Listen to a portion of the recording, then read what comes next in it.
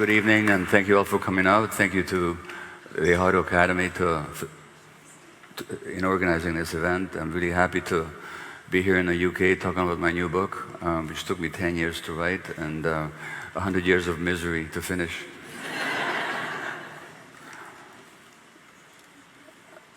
I was going to frame this tonight to talk to you a little bit about what it means to be a human being, because ultimately that's what this book is about.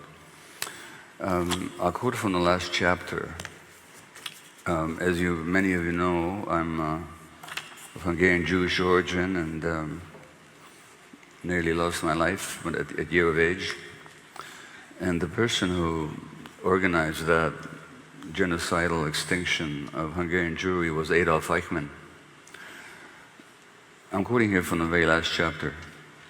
Prior to his trial for war crimes, the master engineer of Nazi genocide, SS Lieutenant Colonel Adolf Eichmann, was certified as normal by several psychiatrists. More normal at any rate than I am, one of them was said to have explained, according to Hannah Arendt's classic account. Another, Arendt reported, had found that Eichmann's whole psychological outlook, including his relationship with his wife and children, his mother and father, his brothers and sisters and friends, was not only normal, but most desirable. Now that little fact ought to make us consider what the heck normal actually means. Because this is the man who helped to organize the mechanics of millions of people going to their deaths. And he was considered to be normal. So our idea of normal is very much reflective of what you're used to. In a medical sense, there's a normal range of conditions outside of which this life is not possible. So beyond a certain range of temperature or blood pressure or blood acidity, for example, we don't live. So the normal range then is identical with what's healthy and natural. But it's very dangerous to make that assumption that what we consider to be normal in our society is actually healthy and natural. And my argument that it is not. My argument is also that what we consider to be normal is simply what we're used to. And Tolstoy in his Anna Karenina, how does he put it? He says, there's no condition to which a person cannot grow accustomed, especially if he sees that everyone around him lives the same way. From that, it follows that we just think that the way we're living, because we're all living the same way, is just the way it needs to be. And we make our assumptions about life and about human nature itself and existence based on what we're used to.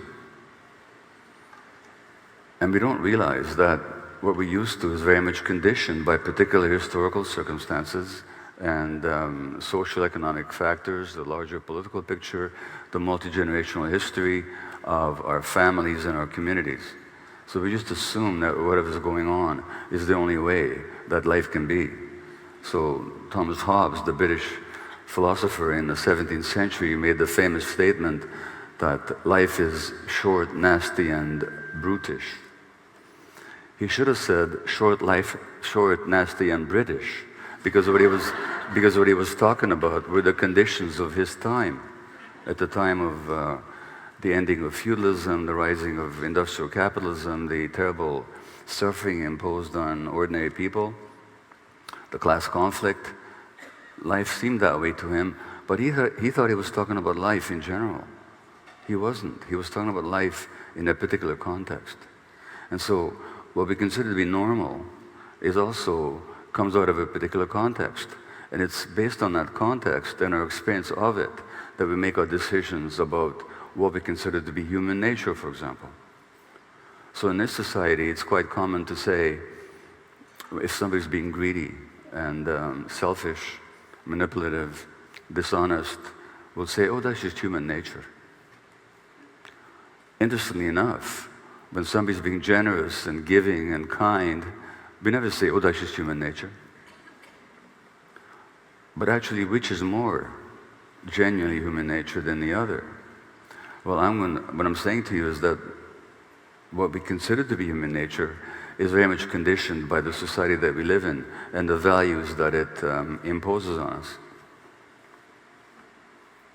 It was Aldous Huxley in his Brave New World who said that, well, I'm quoting a character in Brave New World called the Director. He's one of the elite. He's one of the enforcers of the system. And that put the Director sententiously, that is the secret of happiness and virtue. Liking what you've got to do. All conditioning aims at making people like their inescapable social destiny. Now, in this society, we consider that we're actually free agents and we live in a time when we can make all these choices and there's no constraints. Maybe, but maybe not.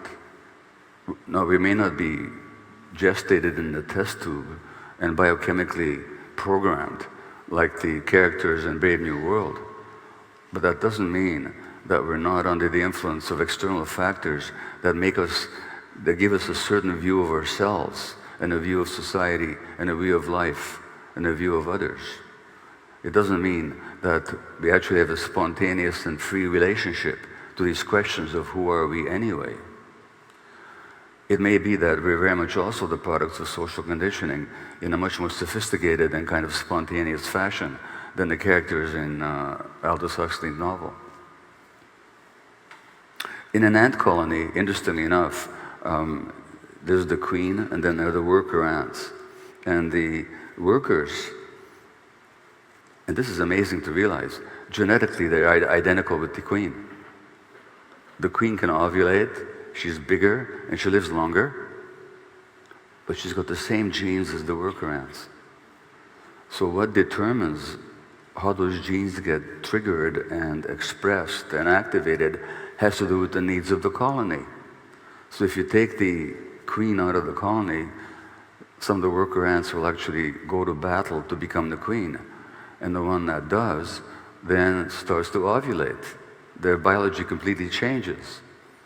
And they'll be bigger and they'll live longer. So the biology of the queen is actually determined by the needs of the colony. Now, we're not as determined by group dynamics as ants are, and we're certainly genetically we're not identical like ants are, but this idea that we're sort of separate individuals fully in control of our destinies is a myth.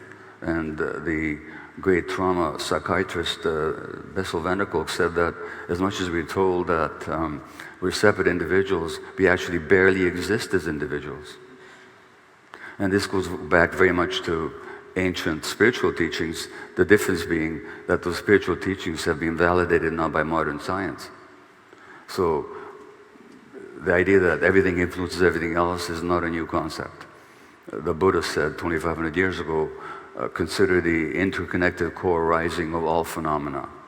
He said, think of all the conditions that go into making a leaf or a raindrop. So, a leaf has in it the sun, the photosynthesis, the play of light, and the interaction of light with the chemistry of the plant. The leaf contains the earth in terms of minerals, and of course the sky, the water that makes up the substance of the leaf. So in that leaf, in a certain sense, the whole universe is united. And very much the same is true of all creatures in this universe, including human beings. And it's in the nature of human beings that we did not develop as isolated, individual, competitive, aggressive beings. In fact, had we been that way, we never would have evolved. We evolved very much in small band hunter-gatherer groups. I'm talking about going back millions of years now. And even if we just look at the existence of our own species, which has been on Earth for, I think, something like 150, 200,000 years, we lived in those small band collaborative groupings if the existence of human beings as a species, our current species, Homo sapiens, can be expressed in 1 hour on a clock, then until 6 minutes ago, we lived out in nature in small band hunter-gatherer groups. Collaboratively, children were raised by the whole group, not by individuals, not by nuclearly isolated parents, single or a single couple in a distinct bungalow or apartment, but in a group setting. I'm not arguing for going back to those days. I'm just trying to understand what it is that activates human beings and what is it that makes us ill or what promotes our health. Now, if you wanted to study, you can say of an elephant, if you observe an elephant, you might say that the elephant is a solitary, lazy creature who basically lies around the whole day and every once in a while gets up to eat something and maybe walks around a little bit, back and forth, and then lies down again. And that'd be true of the elephant in the zoo. But it's not true of the elephant in its natural state. So to make assumptions about human beings and how we are and who we are in the context of modern society is in a way like making conclusions about an elephant in a zoo. Far divorced from our natural origins and following pathways and practices and holding beliefs and values that are very different under which we actually evolved as a species. Now, it's not that anybody wants to or would want to go back to hunter-gatherer days, but it is a matter of recognizing what maybe we've lost in the process. And the question is, can we use our ingenuity, our creativity, our incredible technical knowledge, our inventiveness for the benefit not just of relentless progress in a very narrow technological, economic sense, which progress, by the way, as we know in today's world, is leaving a lot of people behind. To look at figures in Britain about rising poverty, for example. But even if we assume that this continues progress, at what price? And is it possible to use the same ingenuity, creativity, and progress not to lose and leave behind those values that actually helped humans become humans, but to somehow reconcile modern living with those ancient values of connection and belonging. And belonging is not a minor issue. Loneliness, for example, extreme loneliness has been shown to be as much of a risk factor for illness as smoking 15 cigarettes a day. That's significant. And in the modern world, there's been an epidemic of loneliness to the point that at some point here in Britain, they appointed a minister for loneliness just to try to try and mitigate some of the impact of the loneliness that modern society has created. And when you look at the statistics, more and more people are feeling lonely. This is rising decade by decade by decade, which brings me to the point of my subtitle in this book, The Myth of Normal. I've already addressed that one. The false equation with what is the norm with healthy and natural. But the subtitle is Trauma, Illness, and Healing in a Toxic Culture. And the question of the toxicity of a culture is very simple. To what degree does it meet the needs of human beings? And to what degree does it perhaps undermine the genuine needs of human beings? And that then brings me back to the question of human nature. Well, is there a human nature then that we can actually say this is human nature in terms of this is behavior is representative of human nature and that behavior is not? Well, the answer is there's no such rigid definition of human nature that you can possibly apply. Because if you think of the existence of a Buddha or a Jesus or the existence of a Hitler or a Stalin, I could give other names more modern, but I'll leave modern politics aside to save people tender prejudice, just to protect people's tender prejudices. But the point is, if a Buddha and a Jesus can be human beings, and so can a Hitler and a Stalin, then what does that say about human nature? Which is human nature? The fact is, neither is human nature. We cannot talk about human nature in a fixed, rigid sense. What we can talk about, though, is what creates a Stalin, what creates a Hitler, what creates a Buddha, what creates a Jesus. We can talk about that. And when we talk about that, what we're really talking about is what are the needs of human beings and what conditions are necessary for the development of human beings who are self-aware and compassionate? And what conditions support the development of human beings who are utterly egomaniacally selfish and self-centered and utterly brutal? So we cannot talk about human nature as such. As a matter of fact, the neuroscientist Robert Sapolsky at Stanford University has said that the nature of our nature is not to be particularly constrained by our nature. That's our nature, is not to be constrained by our nature. We're infinitely adaptive creatures. We can adapt, as the Tolstoy quote indicates, we can adapt to almost anything. Now, adaptations can be very healthy, or they can be healthy in a particular context and unhealthy in a different context. Which is where I'd like to say a moment about something about this whole question of genetics and illness, and genetics and human behavior in general. There's been a modern trend to find a gene for anything. Some comic wrote about 30 years ago, they're finding a gene for everything. A gene for line dancing, a gene for liking British food, a gene for everything. But the reality is when you actually examine, and President Clinton, when he announced the Genome Project, he promised the world that through these genes, we're going to find the language of life. And we're going to find out exactly why people get diabetes, why they get Alzheimer's, why they get everything, and we'll be able to prevent and treat these conditions. That was back around 2000 or 1999, something like that, I think. Well, we found out since then that we haven't found anything of the sort. The Genome Project has yielded virtually zero in terms of the prevention of human illness. And why is that?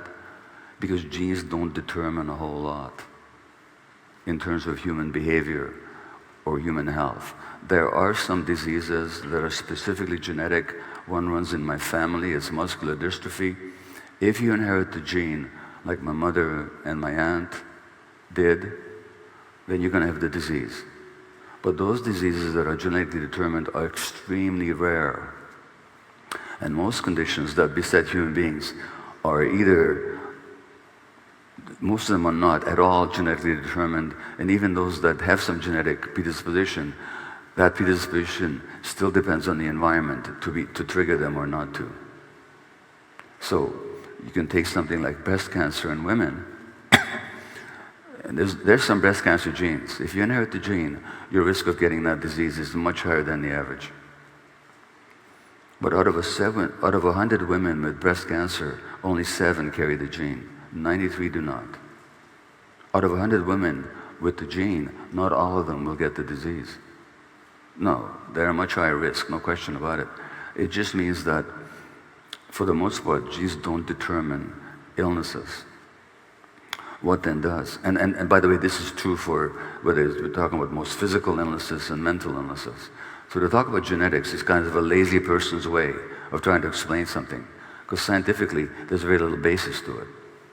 So for example, all these genetically determined mental health conditions, they say about ADHD, which is something I've written about after my own diagnosis in my 50s, that it's the most heritable mental illness there is. Well, as I say in this book, to say that ADHD is the most heritable mental illness is like saying that quartz is the most chewable crystal. Because it's not true. It's neither a disease nor is it genetic. Nobody's ever found a single gene that determines any mental health condition. Nobody's ever found a group of genes that determine any mental health condition. Nobody has ever found a group of genes that if you don't have them, you will not have a certain mental health conditions.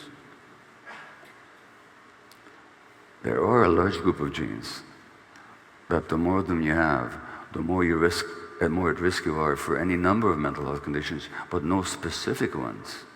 Which means that the genes cannot cause the disease, because if they did, when they showed up, so should the disease in every case, but it doesn't. And you can have the same disease, or if you want to call it that, but even without the genes. Because the fact is, scientifically speaking, that genes are turned on and off by the environment. So it's a question of what kind of environment is acting on certain genes that'll promote one kind of development or a less healthy kind of development. And that again comes back to the social context. Because it's in the social context, in our set of relationships with our parents, beginning in utero, where the emotional stresses on the mother will already have an impact on the developing brain of the child and the physiology of the child, the birth process, the birthing process, the child-rearing environment. These are the conditions under which we develop in healthy ways or we don't. And my argument is that in this culture, it's increasingly a toxic environment that distorts human development. So if you want to understand why more and more kids are being diagnosed with everything under the sun and being medicated for it, for that matter, or if you want to understand why there's a inexplicable rising tide of childhood suicides in the United States, about which there's a lot of hand-wringing, but very little insight. Well, if you want to understand the New York Times article that 6 weeks ago revealed that there's one teenager who's on 10 different psychiatric medications. 10 different, they should maybe be on one, if at all. 10 different psychiatric medications. Well, what accounts for the rising tide of addictions, of autoimmune disease? Either you assume that these are all genetic conditions, which, by the way, even on the face of it cannot be true, because genes don't change in a population over 10, 15, 20, 30, or 100 years. So if something is rising, whatever's doing it, it cannot be genetic. If the rate of multiple sclerosis, the gender ratio, which in the 1930s used to be close to 1-to-1 between males and females, is now more than almost 3.5 women to every man, whatever's causing it, it can't be genes. There's nothing that determines that it should be that way. So we can make 3 assumptions. Either these are genetic conditions, which they're not, or we can assume that these are random, inexplicable events, misfortunes that somehow strike people for no reason whatsoever that we can discern, which is basically the medical understanding, because we call these conditions idiopathic, like autoimmune conditions and so on. Idiopathic means we don't know what causes it. Or we can say, well, maybe there's something in the environment that is triggering the onset of all these conditions of ill health that show up in mind and body. And if, since the numbers of these conditions is rising and the number of people being affected by it is rising, then just as in a laboratory, if you're growing organism in a lab culture and many of them got ill, you'd have to say, this is a toxic culture. There's something about this culture that's making the creatures that live in it sick. I'm making the same argument about the culture that we're living in today.